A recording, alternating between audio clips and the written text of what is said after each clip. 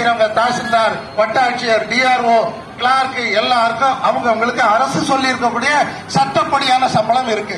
இப்ப கலெக்டருக்கு 1 லட்சம் சம்பளம். திடீர்னு கலெக்டர் எல்லாம் நாங்க சம்பளம் கொடுக்க மாட்டோம், கவர்மெண்ட் பீகார்ல இருந்து ஆந்திராவில இருந்து ராம்கிக்கு பதிலா கும்கின்னு ஒரு முதலாளி வந்துட்டான், அவங்ககிட்ட ஒப்பந்தம் பண்ண போறோம், நீங்க எல்லாம் சம்பளம் அவங்ககிட்ட வாங்கிக்கங்க. எவ்வளவு தெரியுமா சம்பளம்? நீ வாங்கியிருக்க 1 லட்சத்தை குறைத்து வெறும் 60,000 தான் கொடுப்பான். இஷ்டம் தான் வாங்கிக்கலாம், வேலையை விட்டு ஓடு அப்படின்னு முக ஸ்டாலின் சொல்ல முடியுமா? மந்திரி சொல்ல முடியுமா? கலெக்டர் சொல்ல முடியுமா? அப்படிலாம் சொல்ல முடியாதுல்ல. அது என்னது? சட்டத்திற்கு முன்னால அனைவரும் சமம்.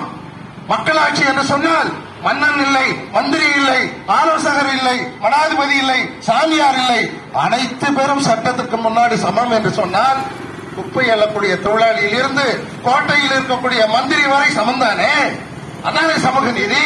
அந்த சமூக நீதியை நீங்கள் பேசிக்கொண்டு குப்பை